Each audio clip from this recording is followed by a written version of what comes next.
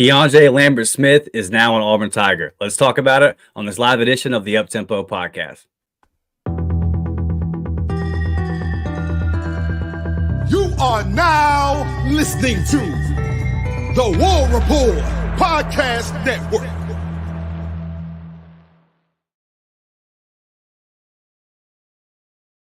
What's up, Auburn family? Hope everybody's doing well, man. We are one day away from Friday, almost at the weekend, y'all. I'm your host, Dustin Smith, joined as always by my guy, Blake Lane. And Blake, the portal action has continued just since we left off last episode, man. A big-time pickup for the Auburn Tigers. So first off, brother, how are you tonight? And then second off, Marcus Davis, buddy. You got Marcus Davis is putting in work, is he not? Man, he is getting it done. Keandre Lambert Smith, what a huge pickup for the Auburn Tigers. We're headed into the weekend. A lot of excitement around the Auburn football program. I see the life coming back on social media. A bunch of people just seem to really be upbeat and being outspoken about, hey, the energy is back. The excitement to win 9-10 games is back. We're expecting things, Other fan bases are reaching out and trying to talk trash, and we're clapping back, and we're getting after it. It just kind of feels like the energy and the vibes are high, and it's starting to stack, and it feels good, Dustin. And Marcus Davis, look, we watched him at Foley High, all right? We watched him recruit, walk around the sidelines, and get after Perry and Bryce Kane, and I'll tell you what, he does a damn good job, and he's a heck of a coach. He's young, he can really relate with these kids, and I think they really, I think those kids feel that. And even a guy like Lambert Smith, he's at Penn State, come to Auburn, he's like, hey, I like this guy. He's easy to get along with. All right, I can relate to him. We're close to age, like. He played at Auburn. I might be able to learn something from him. I think he's a heck of a wide receivers coach. This kid, extremely excited about this. It just adds to what we've already got on the roster. And I can't think of a time where it's ever been like this. Dustin, I mean, just the talent that we have at the position. Perry Thompson isn't even on campus yet. All right? Malcolm Simmons isn't even on campus yet. Like, this is insane. And I had somebody inbox me the other day, and they were like, yeah, you're hyping this receiving core up, but half of them hadn't even played a game. Robert Lewis had 80 receptions last year. All right. Keandre Lambert Smith had 53 receptions for 673 and 4 tutties. Those dudes have played a lot of college football. That's what I'm excited about. Cam Coleman, we don't even got to speak on that. We got dudes. We got dudes. All right, Camden Brown, they say he's progressing, and he showed that in A-Day and spring ball. We got dudes. So, Peyton Thorne, look, there's no more excuses. This is it, brother. Like, you got to, it's on you. And we talked about that the other night. It's on you, and I like what I've seen from Peyton. I do. I think he's opening up a little bit. And, hey, you got to go out there and prove it now. I don't need you to win the Heisman Trophy. I don't need you to win the Maxwell or whatever it is, the best QB in the country. Or I don't need any of that. I just need you to just be accurate. Just make the throw. Just get it there, big dog. All right, when you got the wheel route at A&M wide open, make the throw. That's all I need. That's it. Just be serviceable. Don't turn the ball over and get it into these guys' hands, Dustin. And I think with this running game, this offensive line, we hadn't even really talked about offense. We hadn't even had an offensive line episode in a minute. Can't wait for that one because I know you're going to eat on that episode. This offense is starting to look like Auburn might not struggle to score points, Dustin. That's where I'm sitting at right now. Because you know Auburn's going to bring a defense. The big question is can Auburn score? Can when we get in the red zone, can we score? Not kick field goals. Can we score? And I really like what I see on Lambert Smith's highlight tape. Some throws with him and Clifford. Clifford throwing it to the back pylon, and Lambert Smith going up and getting it, coming down, dragging both feet. I mean, that's NFL stuff. I like his tape, man. I think he can. I think he can be a big boost for this offense. I'm with you. Before I kind of speak on Keandre, himself, let's just play this game real quick. Let's say if you look at his numbers there, 53 receptions, 673. Okay, let's say he gets you 40 next year, 40 for 500. We know Robert Lewis, similar yardage last year, right? Yep. Let's say that Robert Lewis gets you 550, okay, with 36 to 37 receptions. What do you think Cam Coleman's going to do? So now let's say that Cam Coleman gets around 700 yards, 50, 60 something receptions like that. And he's going to have some tutties with it. He's going to have 6, 7 tutties if he does that. Okay. What do you think Rivaldo Fairweather's going to do? Let's say Camden Brown's improved a little bit and he gets you 400, 3 touchdowns, 20, 25 receptions. Boy, it starts stacking up, doesn't it? Yes. And then what's Perry Thompson going to do? I didn't even mention Perry Thompson right there. What's he going to do? He's going to come on as the season goes on. He's not going to have 0 yards. I guarantee you he burns that red shirt. It kind of starts stacking up, and all of a sudden you're like, well, you're definitely clearing last year's 1,700, pretty quick. So that part excites me. And then just on Keandre, and because I think all of those are super attainable numbers. Like, it's very possible that all those guys can get to those, and you just start doing the math, and it's like, okay, well, that's a pretty decent passing season if you do that, and then you protect the football. And you would hope that with these weapons around, like you mentioned, Peyton Thorne would, be able to protect the football. With Keandre, it's kind of, I feel similar to the way I feel with the defensive lineman we brought in this week, where it's like, it's a good bridge, because I love the young defensive linemen, just the way I love these young receivers that we have. You got a guy that's got 1 year of eligibility left that's going to come in. You don't have to worry about him knowing the right way of doing things. You don't have to worry about Lambert Smith being on time. Listen, we lost a leader in Jay Fair. I wish Jay Fair all the best. That's one of them situations where I think the portal is a good thing, right? Because, I think that it's just Jay Fair's style. Where is he going to kind of fit in this offense with some of the other guys we brought in and all that? And I just think it's best for Jay Fair. He's a good player. Great kid that can go find receptions elsewhere, right? But you bring in guys like Keandre and Robert Lewis, and then obviously the freshmen, and all of a sudden you're just like, all right, now I'm getting the kind of receivers that Hugh wants. Like our guy Ike over at Warport says all the time, his type. He's got a type. If Hugh's going to take somebody out on a date, okay, she's going to be a baddie. He wants his receivers to be a baddie. He's trying to have a dime on his side. And that's the only kind of receivers he's really looking to get, bro. He's got to have you got to have receivers that can win that outside battle, and you're getting a guy here to pair up with other guys. And you're looking at a wide receiver room that I think is significantly upgraded from last year. I think that's pretty obvious. 6'4", 6'3", 6'4", 6'1". Hey, that's Hugh's game. He likes it. Hey, Perry said it on Instagram. Let's go 5 wide one time. Right. Let's go 5 wide. Hey, I think we're in a new day. And I know somebody might hop in here and say, "Oh, well, Auburn sucks, whatever." I think we're in a new day. I think we're about to see something that we haven't. And I don't want to sit here and say we're going to win 10, 11 games or whatever, but I don't think we're going to struggle as much as we did to score points. I think we're going to convert when we get down into the red zone. I think we're going to get 6 points when we would get down there last year and it would be 3rd and 1 and we would have a false start, and then we would get called for holding, and then we would have another false start, and then we would have to kick a 49-yard field goal or something. All right? That was the struggle. I mean, it wasn't just last year. It's been the struggle for a couple of years for Auburn football, not being able to score touchdowns in the red zone. And I just think you're not going to have that issue with Cam Coleman, Rivaldo, like you said, man, Lambert Smith, Robert Lewis. I mean, you're not even talking about the other young guys that we got, Bryce Kane, does he come on and get some time? Like, there's dudes in here. And Lambert Smith, look, he's not a burner.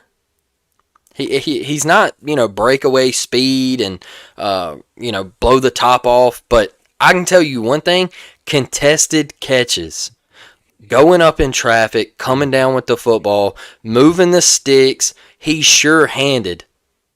He's sure-handed. That's another big thing we have heard for numerous springs. Auburn is having trouble catching the football. Keandre Lambert Smith is sure-handed. Go pull up the film and watch some of the catches in the second best conference in college football, in the Big Ten. All right, they were a 10-win program. All right, it's there. He's a player. He's a player, and that's what I love about him is he's going to move the chains. He averaged 12 yards a catch last year. Yeah, I mean, come on. We got a guy. We got a guy. Don't let anybody tell you differently on social media. We got a guy. Yeah. Hey, listen. I want to tell you how much I love y'all, man. Some of y'all know I love my Bolts, and we are do or die in this game here with the Panthers, and we just got the power play goal to end the first period 1-1. Let's go. Let's go, boys. Come on now. Yeah. Listen, man, I love me some playoff hockey. But I hear you, and I want to ask you this, Blake. Think about this too, and I don't want to take shot at guys that were on the team last year. Yep. But it's a respect thing, man. Let's say that Keandre has a game where he only has 2 catches, but when he's out there, they gotta guard him. Versus maybe when you have VAR on the outside, who I think is a good slot receiver. Or maybe when you have Malcolm Johnson out there, who I think that free of injuries and, in the right system can make play, but just out of position, right? They're not respected on the outside out there. So I think that's just how much of it does that play into it, dude? Where they see him and they're like, okay, well, I got to guard him. This guy really could actually beat me. Yep. Go turn on the Texas A&M film. Watch how close to the line of scrimmage their safeties played. You don't know why? Because they knew they couldn't get beat deep. Auburn doesn't have a threat. They don't have a guy that can take the top off. They don't. We didn't have that last year. We didn't. Texas A&M knew it. LSU knew it. Go watch. It's there. I know Peyton wasn't the best, and he didn't make some of the throws when they were there. But y'all, it was rough. It was rough last year. We got a guy. He can get behind a defense. He can't blow he can't blow. He's not going, go over the top and take one to the house or anything. But he can get behind the defense, make a grab, and pick up a 30, 40-yard gain. All right? But he's sure-handed. He's going to move the sticks. He's going to open up. Rivaldo Fairweather, I actually think Rivaldo could be the biggest piece in all of this because him in the middle of the field, you're going to have Robert Lewis, Lambert Smith, and then you're going to have Cam on the outside. I mean, Valdo might make a lot of money this year. Valdo might make a lot of money. He's just got to block a little bit better. If he can just get average at blocking, if he can just be a threat somewhat at blocking, then that would be big for him as they take our goal off the board. Sports will brutal. I need a break. He can if he gets that blocking figured out, man. But the thing too is you have a whole set of good blocking tight ends, right? That you've got guys in there that can do that. But just for Valdo's game individually, and it is draft night. I see some of you guys' questions for the draft. We'll get to those here in a second. So if he wants to, I want him to, get drafted high and go on and be successful. So he's got to kind of figure out that a little bit. But you mentioned the red zone, dude. And back to the final years of Gus and even with the Hugh this year, I felt like in between the 20s are okay. We'll get down there and, then we'll try to kick you to death. I go back to that LSU game where we beat the Les Miles final game, right? Where Carlson was 6 for 6 and we beat him 18-15 or 18-12, whatever that final score was. Danny Etling had that last second touchdown that was taken off the board and all that. We literally beat him with our field goal kicker. You got trees now that you can go to and the red zone shouldn't be a problem. And then I'm looking at the RPO and I'm thinking, okay, if I got all these big skilled guys that are actually a threat in the red zone, then you got to honor the QB versus the running back running as well. So like now you're in a true RPO system where they're really trying to guess what's what. When, like we said before, you just didn't have the weapons to really run that system. And I got to give this shout out to Blake when I'll get to some of these comments. Yeah. On to victory. You got to have NIL in place. You got to have NIL in place when you're in a battle with Texas A&M. And it just comes down to, do you want to do it sometimes? And yeah, man, do it. Do it. Let's play football. It's football country. Let's go. Drop the bag and let's go.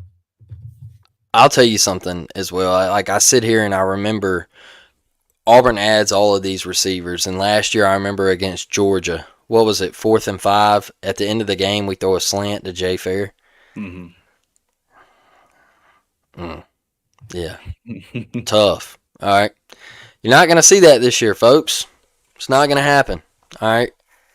We don't have to worry about that. And I'm not saying that was on Jay or anybody, Right. The ball was a little high. All right. He should have called it, in my opinion. But it was tough on both ends. It wasn't an accurate throw. There was traffic there. It happens. Look, now you got dogs out there. All right. Somebody make a play. 4th and 5, games on the line, somebody make a play. 4th and 1 against Georgia, right before half, somebody make a play.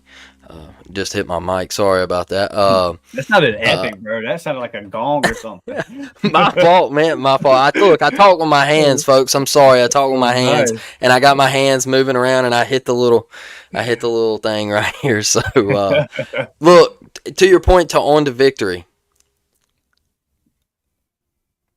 Congratulations to every Auburn fan that contributes to On to Victory. Congratulations. You're doing your part. We're all coming together and we're putting our money forward. And look, it's the age of college football we live in. And you beat out Texas A&M and then Auburn's social media team. Whoever is running that account, kudos to you. Because you go and get the nastiest stiff arm, all right, from Sammy Coates. Shout out Leroy, Alabama, baby. All right, Sammy. That man retweeted it, and he said, "Well, yeah, hey, dog," and we'll never forget that Leroy legend right there, man. Hey, that dude, he was a go-getter. So shout out to the social media team. Shout out to On to Victory. Shout out to Auburn fans for making this happen. Everybody that donates each and every month. I'm dang proud of y'all. Yeah, it's been a fun week, man. Devin says, War Eagle, anyone watching the draft tonight? I'll be checking over there. My Bucks aren't picking until like 26 unless they trade up. That's a late night. I'll try to stay up. Got to work early in the morning. I'm much more locked in than on the playoffs over here. But, yeah, I'll definitely keep an eye on over there, see what's going on. What about you, Blake? I will be watching. I'm not, like, super big into the NFL. Like, it's... I just keep up with it. I glance at it from here and there. If I ain't got nothing to do on a Sunday, I'll watch. I'm just not, I don't have like a team in the NFL where I'm like ride or die, Right. So. Right. Maine with the War Eagle, Tim the Toolman Taylor. It's good to see you too, Maine. Tim the Toolman Taylor said, if this was a Bama with these wide receivers, everyone would be going crazy. But cricket since it's Auburn. I hear you, but I'll say this, Tim. You might be a little bit mad at me. We still got to prove it. We still got to do it. And until we do it, I'm not going to be mad at anybody outside of Auburn for looking at Auburn and saying Auburn ain't going to get it together. It's up to us to prove them wrong. Auburn Dad's in the building, says, let's go up tempo. My guy Thomas is here. He says, at the end of last football season, the narrative was players leaving, and it transitioned to look who's coming in. Love it. Yeah, man. You're and then I think you're getting the right kind of guys in. And again, it's no shade, but let's just call it what it was. 673 yards coming from the Big Ten looks a lot different than me than 750 yards coming from Jackson State. Like, it just is what it is.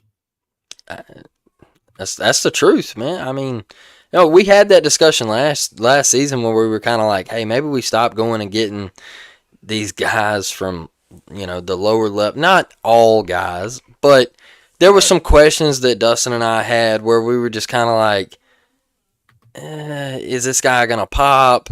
He played at Jackson State.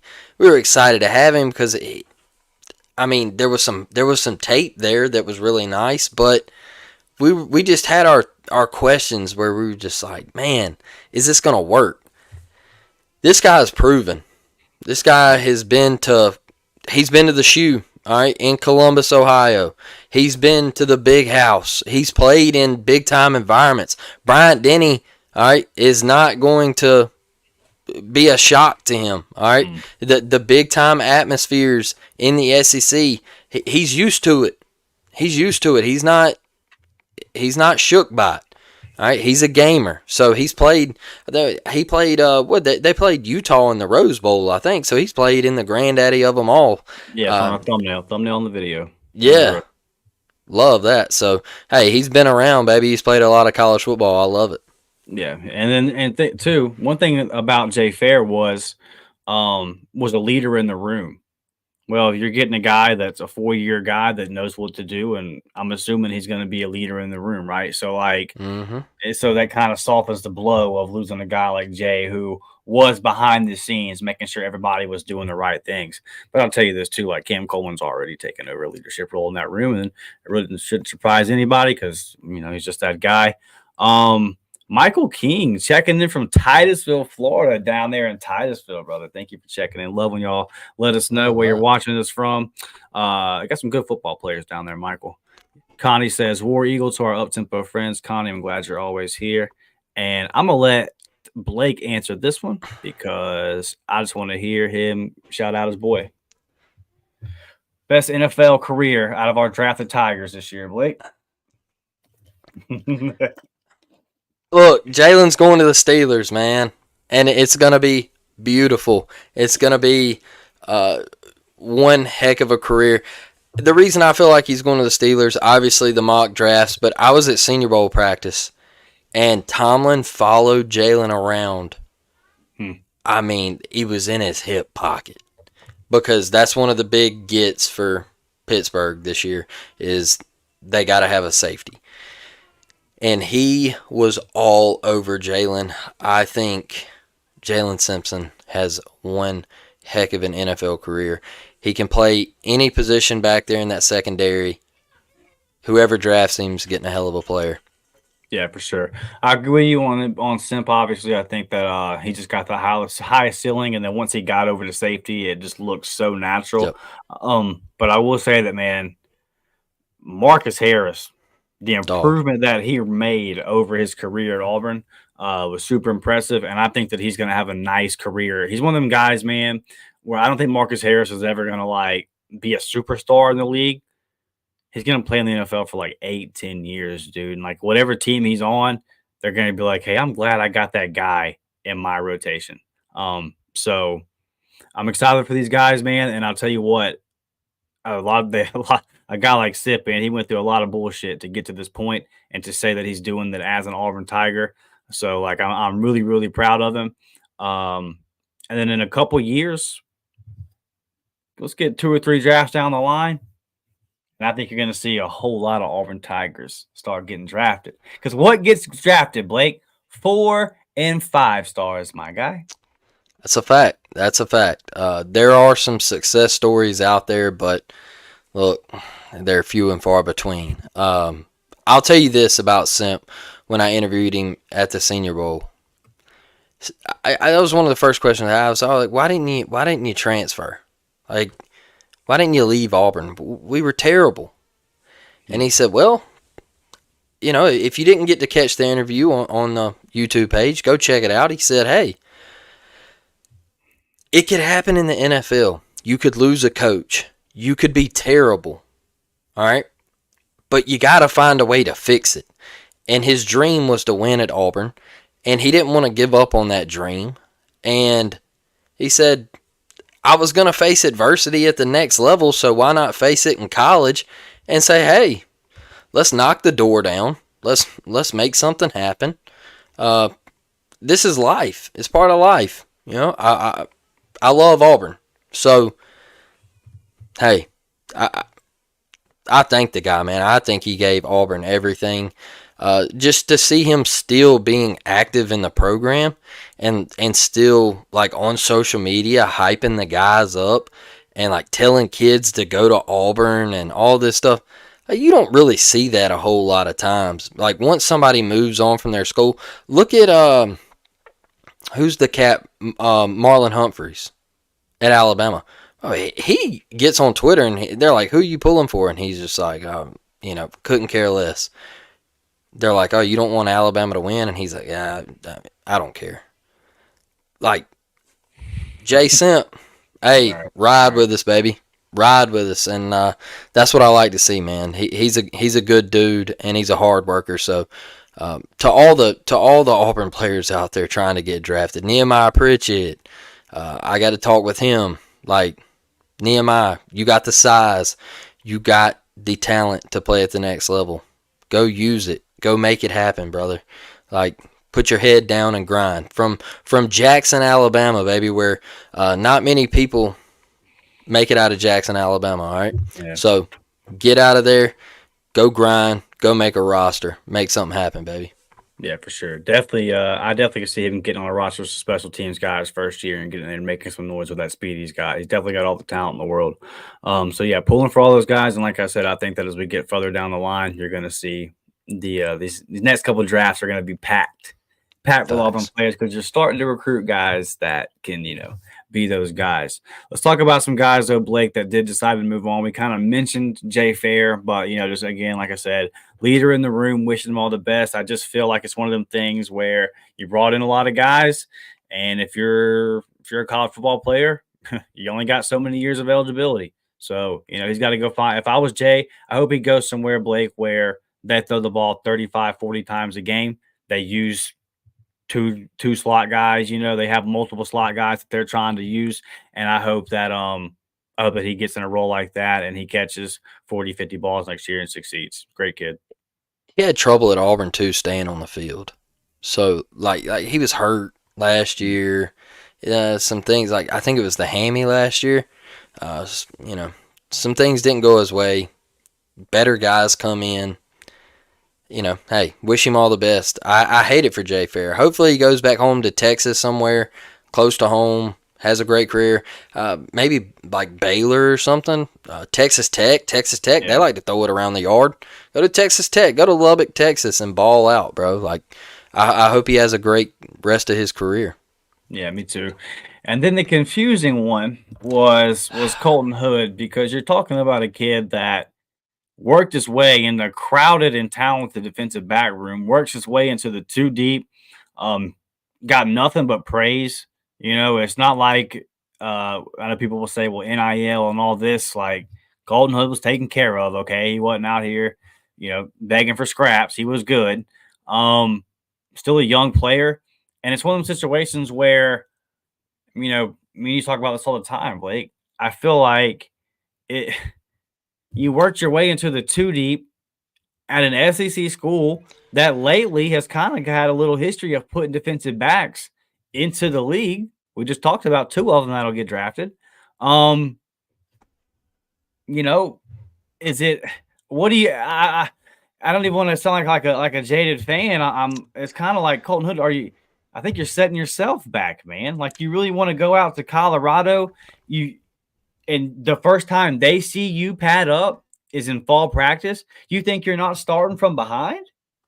Like you worked your way up this room. I just don't get it. Now, all that being said, like I'm not privy to if there was anything that went on behind the scenes and all that, but from everything that I've heard privately and read publicly, was he was loved by his teammates, loved by his coaches, and that he was a really good kid. So I can't see there being any issues there. And then I don't even really want to bring it up because I think it's so stupid. But I'm not calling the kid stupid. But Travis enters the portal, right? And then he's right back out the portal like the next day. And it's just like or Tyler. Tyler Scott. Yeah. I called him the rapper, Travis Scott.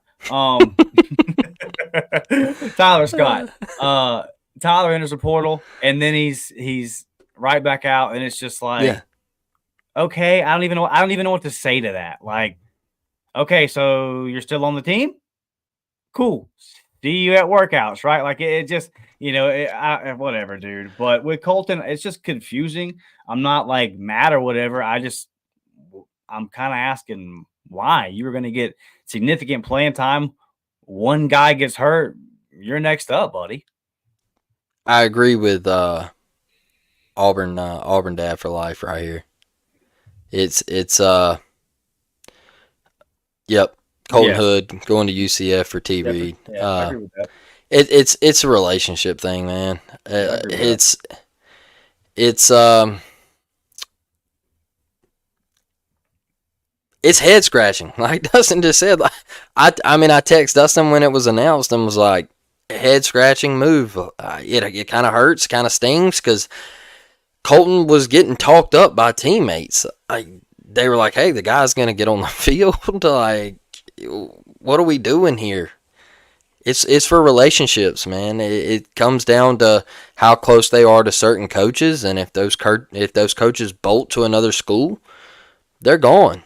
They're gone. No matter what commitment they made to that school or that coaching staff, like if they have a position coach or a recruiting coordinator that they really like and they leave, they're gone. And I just with Colton, I'm with Dustin here because now you've missed spring with whoever you transfer to. So if you do go to UCF or maybe you follow Zach out to Houston or if you do go to Colorado, you miss spring. So like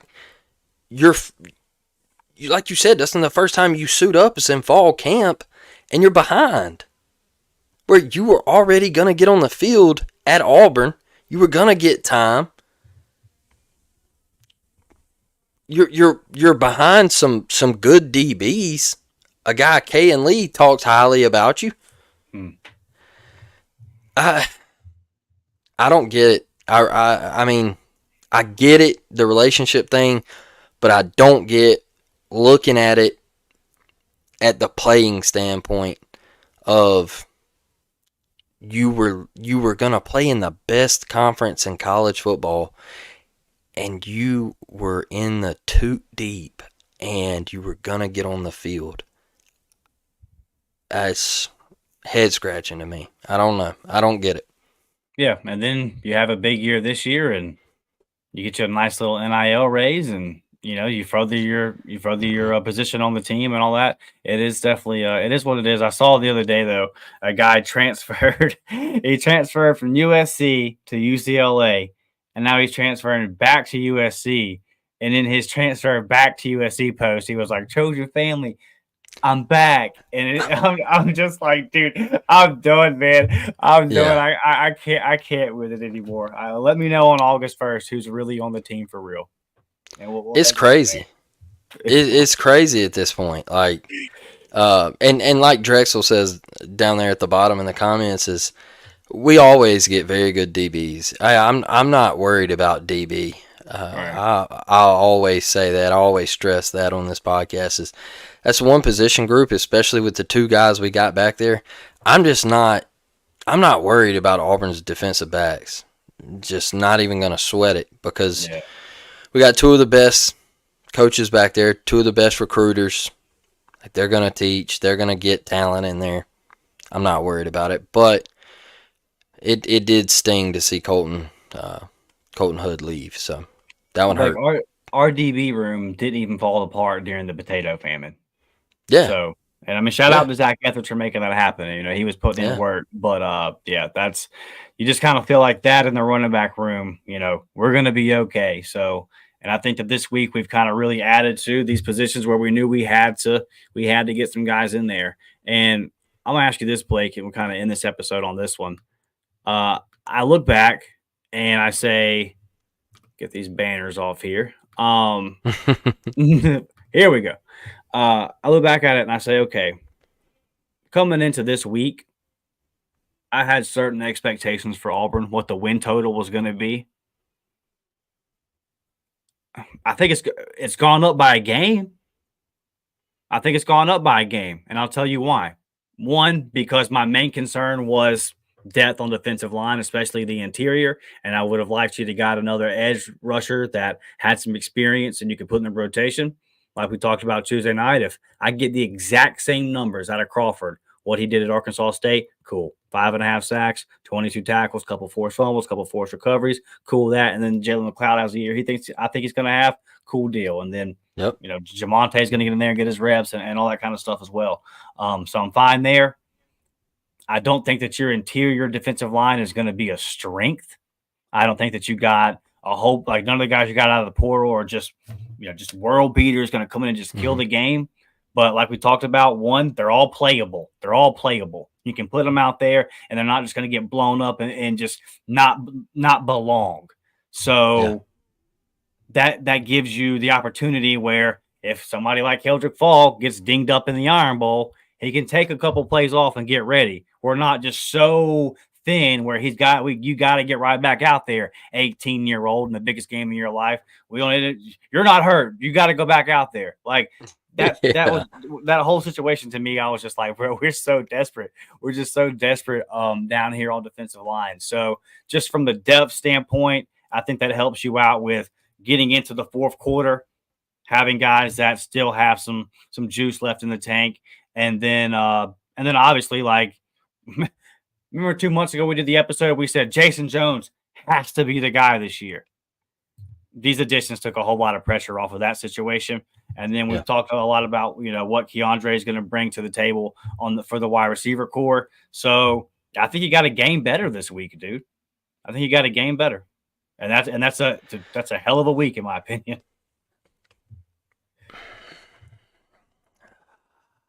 Look, we'll have the prediction show. We'll have the record of the Auburn Tigers next year. But I think what Auburn did this week, I think they got competitive. And I think they got much, much better. And I think they are going to shock some people this fall. I truly believe that. I like that. I think somebody is going to come bebopping into Jordan-Hare Stadium with Mr. Jackson Arnold.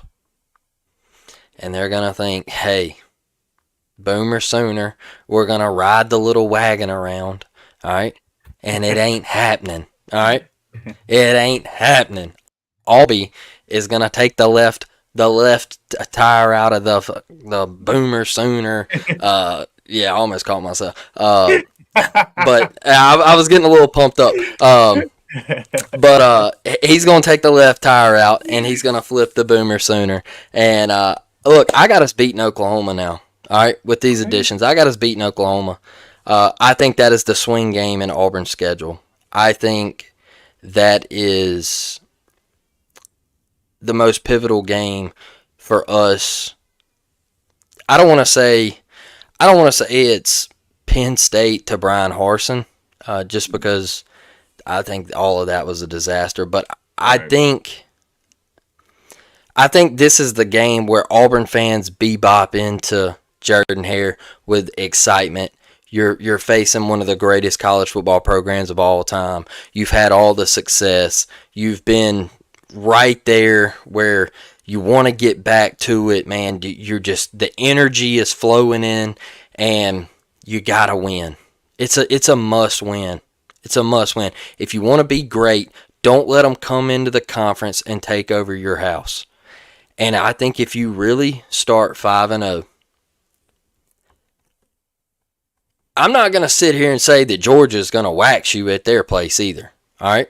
And then I don't know if you go to Missouri and you get waxed there either. I'm not saying that we're going undefeated or anything like that, but I'm saying you're going to be competitive. All right? You're going to be competitive. I don't think we're getting waxed this year. I don't think you're going to have a New Mexico State or anything like that. I don't think Cal will be as close as it was last year. I think we're going to beat the piss out of Arkansas once again. I just think we're going to be better than Mr. Ole Miss Jackson Dart Burner 6-6 on Twitter says. So I just think I think we got better, and I'm with you. A game, 2 games. If I got us sitting at 8-4, give me 9-3. I think we got better. Okay. We got some comments, Blake, and then we'll get out of here. I saw somebody earlier saying there was only 13 likes. I can't see the likes currently, but if there is only 13, y'all got to help us out and get those things up. Been a good week for subs, Blake. We've been jumping a little bit, man. So you guys keep subscribing to the channel, keep sharing this content out. It helps us out a ton. If you have social media, I'm telling you, just sharing it out really helps us out in the way the algorithm works. Michael says that UCF could win their conference. Imagine that. I'm going to push back a little bit on this. I think they're building. I think they have the skill positions, Michael. But I think right now they find, and I'm not saying that the Big 12 is where, just the line of scrimmage on the Big 12 is where it's at. But them coming from the American Conference up to a Power 5 conference, they struggled at the point of attack versus the better teams in the Big 12 last year. And I think that they're still a year or two away on the line of scrimmage from kind of being able to do that. But listen, I talked to a parent of a player locally here that visited UCF recently, and the way they talk about Reed, dude, the way they talk about T. Reed, like, you get it. Just talking to this kid's dad, I was like, oh, I get it. Like, they were just blown away because he gets it. He's just that dude. So as long as they got Trevon over there, they're going to recruit dogs, and Gus is going to recruit skill players. Can he get the line of scrimmage? And I think that USC is going to find themselves in that situation in the Big Ten this year. I think USC is in for a rough ride. I'm talking 3-9, 4-8. Boy, games one of the line of scrimmage, and they're gonna get to find that out. This ain't the Pac-10, Pac-12, Pac nothing. Okay, that ain't what it is. They couldn't even win in the Pac-12. I will say y'all getting blown off the ball over there. So yeah, but I know that's way off topic. I saw you in here, Ms. Crotchfield. We love you. Good evening to you. Drexel says we still need a defensive end. Yeah, I mean, listen, there's still some holes, man. Like, it's not perfect. But I think what you did this year, and like, that's, you hear kind of the numbers I threw out for these guys. Like, I'm not throwing anything crazy out there, man. I just think you got guys that belong, that will get off the bus, look like they belong. Philip Bleedy looks like he belongs. Rakes has played 4 years in the SEC, or was he played at Texas Tech and then transferred to A&M? No, Bleedy went from Texas Tech to Indiana. Yeah, Rakes went from A&M. Yeah. Okay, so he was 4 years in the yeah. So, like, you're getting P5 guys, man, that have played at the highest level of football. So you can count on them when you put them in there, and then you just, because this was the position we were in, was it's just going to be Malik Blockton and TJ Lindsey, and if they're ready, they're ready, and if they're not, they're not. This gives you that year for them to get ready, and kind of get to that next step. But they're still elite players, so they're still going to get in that rotation. It works perfect, man. It's perfect. And if Keandre is ready to go before Perry Thompson, we're not surprised by that. Now, at some point in their career, Perry Thompson will surpass the player that Keandre Lambert Smith is, and that's no shade at Keandre, but Perry's just a different animal. But I'm talking about this for this season alone. Say it takes Perry 5 or 6 games to get accustomed to the SEC and all that kind of stuff. Well, the guy that you got out there, serviceable. Like I said, they got to respect him. So I just think that, and Will Redmond, haven't mentioned Will Redmond tonight. He is a big part of all of this, man. So got to give him his flowers. And it's just, I would be surprised that within 3 to 4 years, if every major college football team didn't have a Will Redmond, you got to have a GM now. It's just, it's going that route. You've got to have a GM, a player personnel type guy. And a big thing that we read about Will Redmond, Blake, was character. He likes to get guys in and look at their character. So that makes me feel good about all these guys that we brought in as well. And I just think you have a bunch of guys, man, that are bought into the mission. And I think you got a bunch of guys that don't have a lot of eligibility left to get them blue chips, just that little bit of time they need. So I think that we're on the right path, man. That's all I got for tonight, brother. last thing I'll say is I think it's an absolute failure if they can't bring – if Oklahoma can't bring it, that's awful. All right? That's awful. But I'm just so hyped for that game. So I'll get off that. But last thing I will say is Rivaldo Fairweather, what he said after the bowl game last year, and we all know what was said. That could go down. That could go down on a plaque somewhere in the new football facility. I mean, get that thing like Tebow's speech, how Florida had it, plaqued up, and they had the statue and all that, and the speech right there. Like, that could go down as something, man. Like, just basically saying, hey, get all the nonsense out of here. Like, we want to get back to winning. Get all the showing up late. Get all of that stuff out of here. We want to get back to old school Auburn football. We want to be on time. We want to go to class. We want to do all the right things. We want to make workouts, like 2-a-days, all that stuff, man. Like, everybody has to be bought in. Everybody. Not just, everybody and then 2 guys. Right. Because we were kind of hearing it, like we always tell you, there were some wide receivers last year where we're like, dang, really? It was like that. So it's exciting right now. I'll say that for Auburn fans. It's exciting. I feel like our fan base is feeling like that. I feel like we're having fun.